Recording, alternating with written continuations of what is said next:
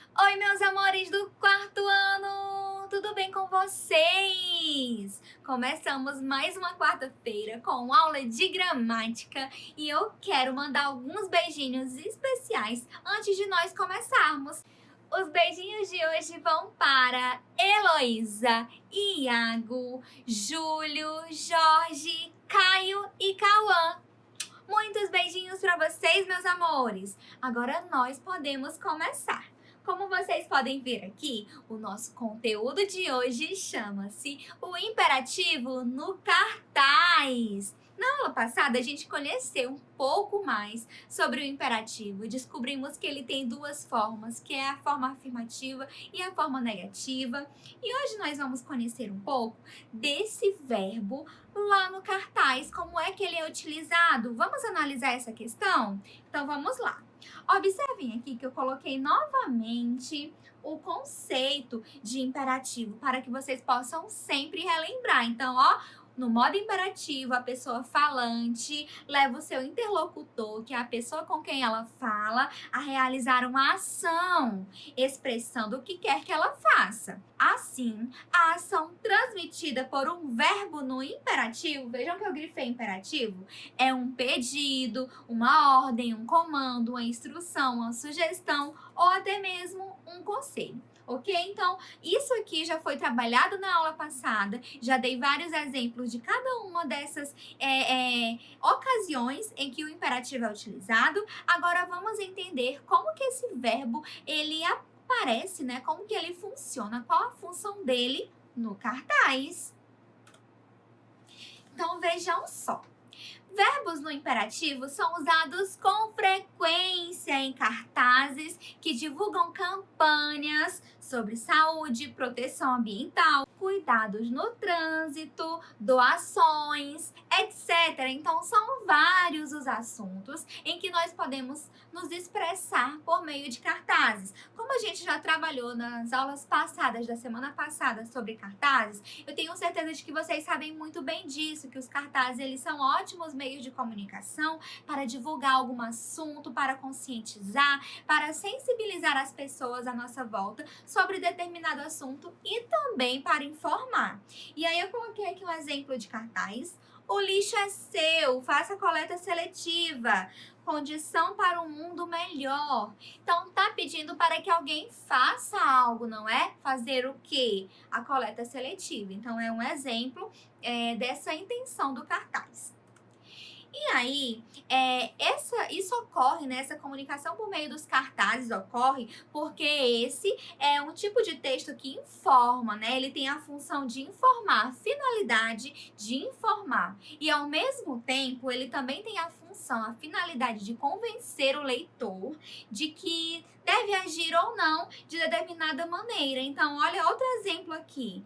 Plante novas árvores em sua rua. Então, aqui eu estou dizendo a maneira como o meu interlocutor deve agir, né? Então, é uma instrução do que ele deve fazer, ou até mesmo uma ordem. Então, quando eu falo, plante novas árvores em sua rua, dependendo do tom que eu utilizo, eu estou dando uma ordem ou estou fazendo um pedido, certo?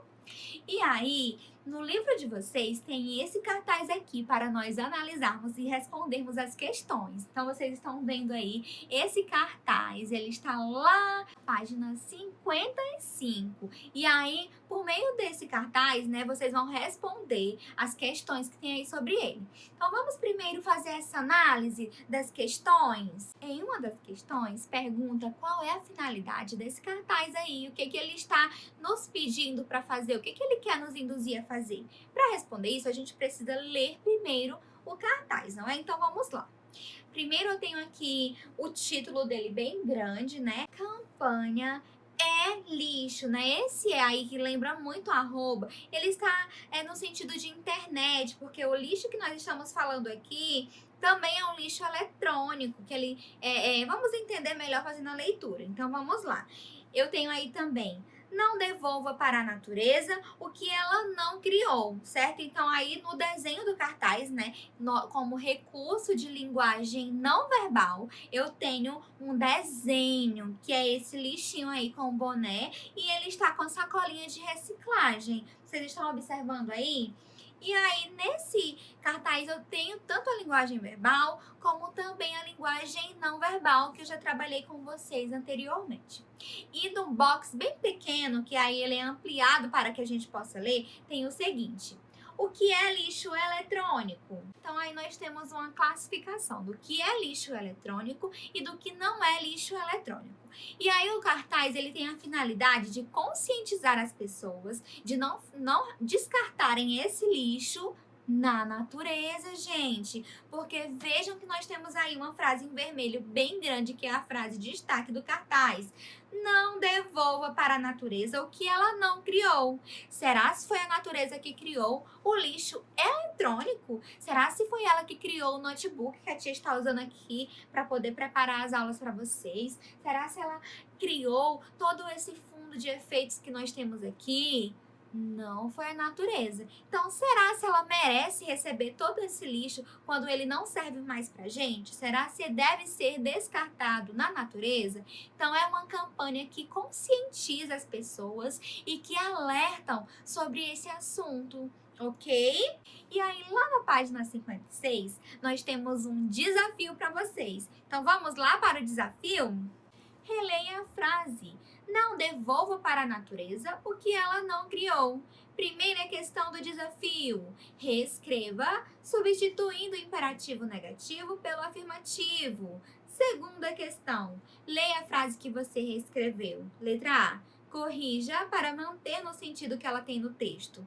E letra B, porque a frase reescrita contraria o significado do cartaz. Então, gente, para ficar melhor para vocês responderem, eu coloquei aqui as frases para que vocês observem. Então, olha só.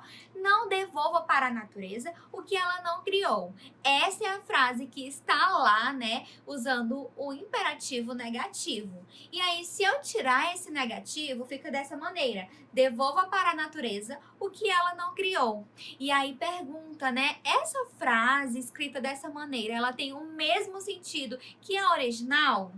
Será se tem? Será se eu pedir para as pessoas devolverem para a natureza o que ela não criou? A natureza vai ficar limpa e saudável? Será se essa é a ideia do cartaz? Deixar com que a natureza fique ruim, fique degradada, fique destruída, fique suja, poluída? É essa a intenção do cartaz? Então você vai pensar aí e vão resolver esse desafio da melhor maneira possível.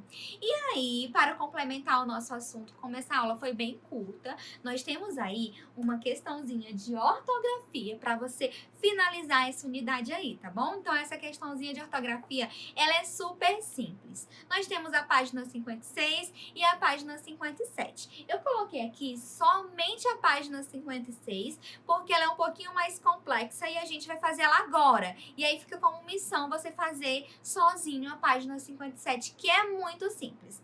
Então vejam só, nós já trabalhamos sobre o som do CA, do que o é. Eu sei que vocês lembram que teve uma aula que a tia fez no quadro toda sobre esse assunto. Vocês lembram, não é? Pois é, pois naquela aula lá eu já expliquei esse assunto aqui. E aí agora vocês só vão relembrar também. Então olha só. Com C mais A, O e U, eu formo alguns sons. Então, ó, como por exemplo, da palavra boca, né? Eu tenho K. Na palavra eletrônico, eu tenho CO. Na palavra acudir, eu tenho CU, que forma o CU. E aí, os sons formados com C, eles são limitados, não é? Porque eu não posso usar o C com o E ou com o I. E aí, na nossa língua portuguesa, a gente tem palavras que possuem esse som, né? Do CE e do CI. Porém, eles são escritos com outra letrinha. Na verdade, com dígrafos, não é? Que é o QU, gente. Então, vamos lá, ó. O QU, nesse caso aqui, é utilizado como dígrafo. E aí, o QU mais o E, a gente forma a palavra querer. E aí, nós temos o que, né? E o QU mais o I, formamos a palavra quilo, que nós temos aí a sílaba qui, que complementa todo esse alfabetinho, né? Todas essas sílabas que são necessárias para formar a nossa língua portuguesa. E aí, na primeira questão, nós temos o seguinte, ó, um desafio para você. Escreva que, né? Que o é, ou que eu i, nas lacunas e veja as palavras que se formam em cada uma delas. Então, olha só. Nós temos aí catar, cotar. E aí está faltando uma sílaba para você completar esse quadrinho aí, ó. É uma sílaba que, juntando com o tar no final, vai formar uma palavra que você provavelmente conhece, ok? E assim você vai fazer dessa maneira com todos os outros, certo? Então, olha só. Nós temos aí também, ó, curo, caro, coro, e aí mais uma ró, né? Nessa segunda tabelinha para você completar.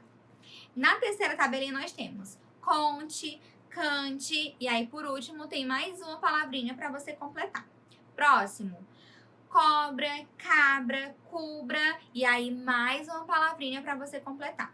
E por último, colo, calo e mais uma palavrinha para você completar. Agora é o momento de você pausar o vídeo, tentar resolver esse desafio, porque eu vou falar para vocês a resolução dessa questão aqui, viu? Mas sejam honestos, pausem o vídeo, tentem fazer primeiro e aí só depois que você conseguir você retorna. Então, time para vocês! E aí, meus amores, vocês pausaram o vídeo?